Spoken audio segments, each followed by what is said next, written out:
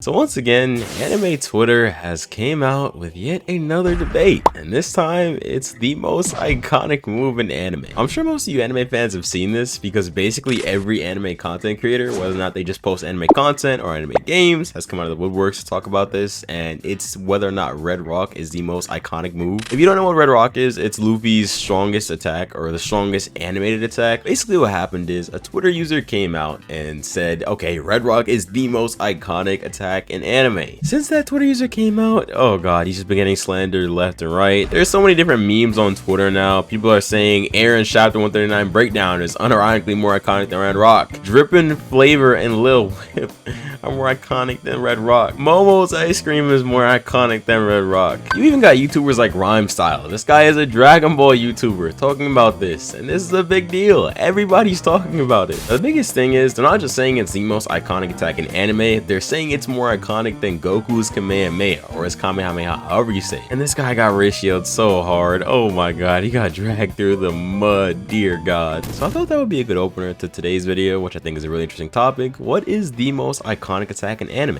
and what makes an attack iconic in the first place? Every shonen main character has some form of move. Even for characters like Itadori Yuji, someone who literally does not use moves, he still has his divergent fist, and on occasion he uses his black flash. Does a move become more or less iconic depending on how cool it is? Because if so, does that mean flashy moves like the giant Rasengan are the most iconic moves, or even Luffy's Red Rock, would that make it more iconic? I think that what makes a move iconic is how many times you can see that move again and again without getting bored of it. I think that's a huge factor of it. I think another huge factor is, like I said earlier, how cool the actual move is, because you don't want to see somebody throwing a stick at somebody. That's not cool. But Goku charging up a giant ki beam, that's badass. That's cool as hell. We all want to see that. I think the best example I can think of as a huge Naruto fan is Naruto's Rasengan. It's a move that he pretty much only used in Shippuden, aside from a few clones every now and then, and I never got bored of it. I'd say that Rasengan is one of the most iconic moves ever, because the biggest thing is, like I kept seeing on Twitter, you can say Rasengan or Kamehameha again and again, and people who don't even watch the anime will know what you're talking about. I think that's also definitely a huge factor of it, how well known it is. It's like Pokemon. You literally don't even have to watch Pokemon. Never trade a card or anything like that a day in your life, and people will still know what you're talking about when you talk about Pikachu or Lucario. I think that that's definitely very important, these three factors: how cool the move is, how much replayability it has, and how known it is. I feel like that's what kind of makes a move more iconic. So when I compare a move like Naruto's Rasengan to Zoro's Yakitori or his Tatsumaki, they're completely different, because someone is 10 times more likely to know Naruto's move than Zoro's. It doesn't make him more his character, it just means Rasengan is more iconic.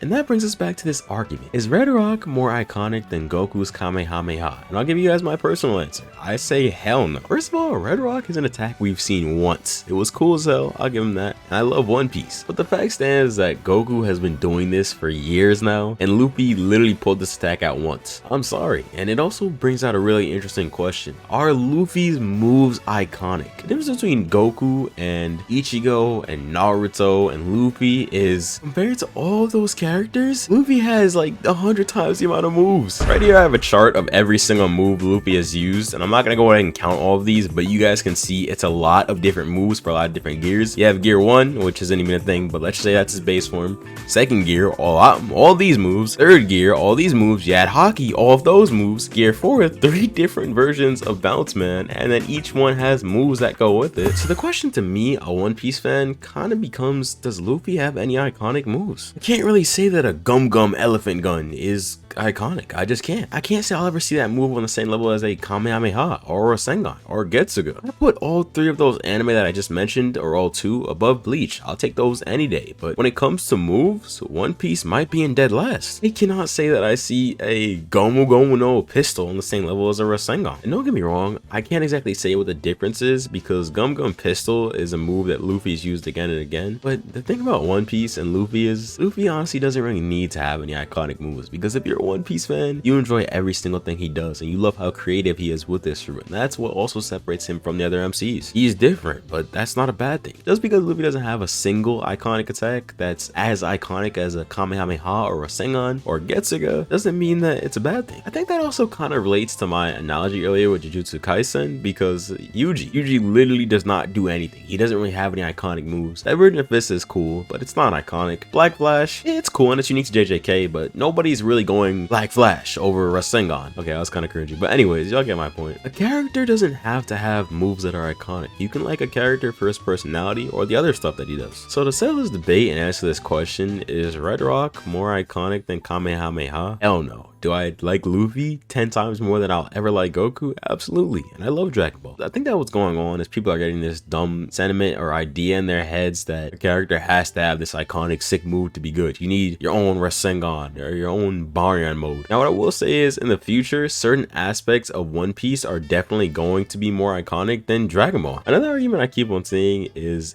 Gear 5th more iconic or a superior transformation of Super Saiyan? And that's something I can be a lot more open-ended on. A lot of people in the anime community see Super Saiyan as like the pinnacle of all anime transformations, and while I understand that Dragon Ball is the GOAT, I've never viewed Super Saiyan that way. I kind of just see Super Saiyan as the blueprint for anime protagonists to see their friends in trouble and gaining some sort of power boost. Other than that, I really didn't feel too much about the scene personally. I hope that doesn't hurt too many people's feelings, because I know that Dragon Ball fans are insane sometimes.